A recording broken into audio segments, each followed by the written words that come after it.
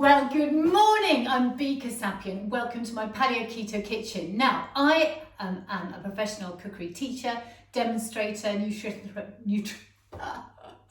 can start. Hello, welcome to my Paleo Keto kitchen. It's great to have you here. Now, I am Be Kassapian. I have... Hello, a really big welcome to my Paleo Keto kitchen. Now, for those of you who don't know, my name is Be Kassapian. I am a professional chef, cookery teacher, demonstration and nutrition therapist. And this morning we're doing paleo keto cooking for fun, giving you short hacks on ideas that you can do yourself with great ease to help you lead a really great life for good health. So I am also a teacher for teenagers. Forgive me, I'm dropping my tea towel already. So I have a wonderful online business where I teach teenagers to cook for their Duke of Edinburgh DOV Skills Awards, which I absolutely love. And I have also the most amazing, really special piece of work where I work one-to-one with clients on my 3-month reset for emotional and disordered, including ADHD eating. So you'll find all that on my website, beinthekitchen.co.uk. But this morning, Saturday morning, I'm here with top tips and ideas. Now, actually, the reality is this morning I am in Portugal getting some vitamin D for the weekend. It's my birthday weekend and that's why I am. But I wanted you to have something to enjoy this week as well. So we're doing some wonderful things. Now, this is a thing. We're going to talk about berries and do things with berries. And this is such a staple for me. If you've been following me, you will have come across it before. But I always have some bags of frozen berries in my freezer. Now, the berries are important, particularly when we're working on this paleo keto level, when we're trying to balance our ketones. And if you are monitoring them initially or trying to get yourself in ketosis, you're probably not going to go near fruit for a while. But once you settle down, having berries in your life is a really good thing because, as I say, all of the phytonutrients that are just so amazing for our health and our immune system and all sorts of things. But those are the big ones. Bag of mixed frozen berries, okay? This is half bag. Oh dear. So red currants in there. Red currants, blackberries, strawberries, a few blueberries, I say that, black currants, okay?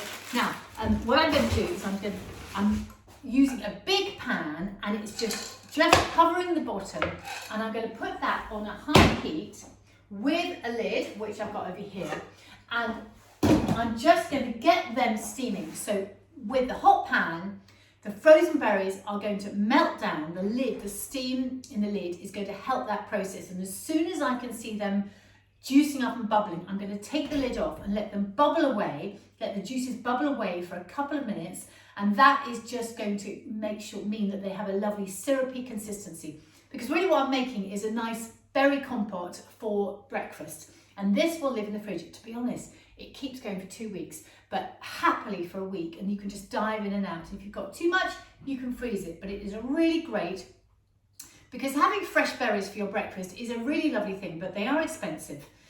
What's good for you to know is that if you buy frozen berries, they don't need to use so many pesticides and things on them. So it's a great way if you feel you can't afford organic. I mean, you know that I love organic and you know it's important. If you want to sort of understand this whole organic movement a bit better, I want you to know about the Clean 15. Just throw Clean 15 and Dirty Dozen into your search engine and see what comes up, and you'll find the fruits and vegetables that are safer to eat, that are not organic, and that are dangerous to eat if they are not organic. And that will just cover my brain. And I know that spinach and red peppers come up on the danger zone list, and of course these are things we eat a lot of. So anyway, enough of the lecture. It's Saturday morning. Those berries are doing their thing, and I just wanted to give you one other small little hack today. So we had some gorgeous strawberries from my local greengrocer Leighton's yesterday, and there was some left over, and so I'm just going to make some quick strawberry jam with chia seeds. And you've got to have this little trick up your belt, because cream teas with strawberry jam, peanut butter and strawberry jam on toast. Well, I know that's a thing of the past, but you can do these things. I use almond butter instead of peanut butter, and I use fresh chia jam instead of jam with all that sugar in it. So, and then instead of scones, I'll use my lovely nut and seed loaf toasted. So, you know, there are ways around these things. If you can eat butter, you can throw that into delicious. I can do whipped coconut cream. For whipped cream, it is divine. So you can still enjoy all these wonderful sumptuous things. And if you stick with me, you'll learn them all. Now, chia seeds, I've only got the black ones, but in preference, I'd use the white ones. Good morning, daughter. I'll be 3 minutes. But I would use the white ones. Because white ones, you know, the strawberry's got all those little whitey yellow seeds on the outside. But as I say, the black ones, you know, if you know what you're doing and are not worried about it, they look good. But if you're serving up the chia jam to somebody else and they go, oh, that looks a bit dodgy, then, you know, that's all it is. But the chia seeds there thicken up the jam and make it really delicious. Now, before I proceed, let us just go look at what's going on with these berries. I'll bring it round to you so you can see. So they're all looking glistening now and there are juices coming out.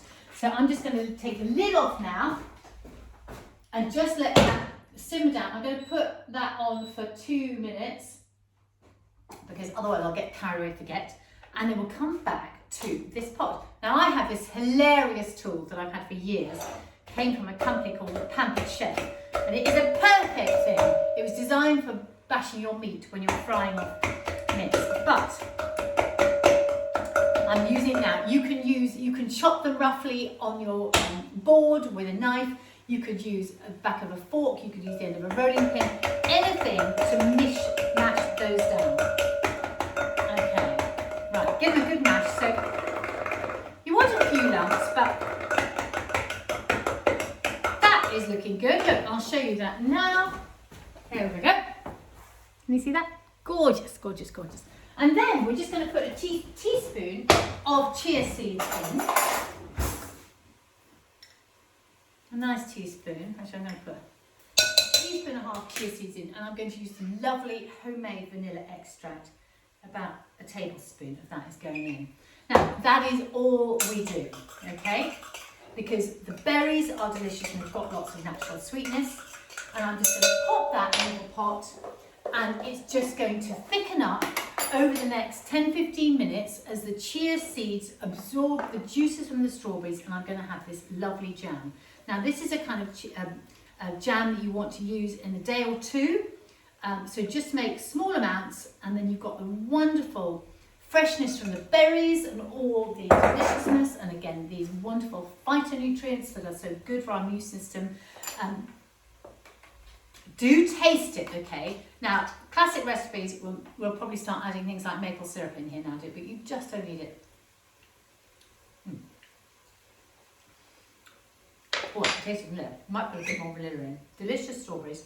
So it's tasting a bit watery at the moment, but that is because the chia seeds have not expanded yet. So it takes 10-15 minutes for the chia to do its thing. So have a bit of patience and come back and taste. And remember that if this is early days for your paleo keto diet, then you will take some adjustments, and it will take a bit of time for your sugar cravings and your sugar desires to quell down. Remember, it is an addiction and it goes with time.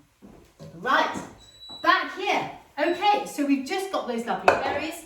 The juices have reduced down, and again, I can get myself another lovely Tupperware pot, or actually, why don't I put it in this? And that will be absolutely lovely. So I've got family staying this weekend, and when they come down, I will be able to leave that there for them.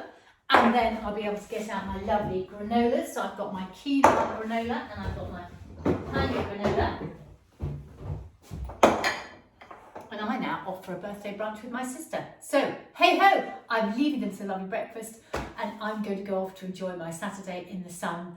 Well, you know where I really am, but it is sunny out there today, and I've got all my hopes that it's sunny for you too. So have a wonderful day. I hope you enjoy these little top tips. They are just staples in my life, and they're really, really useful.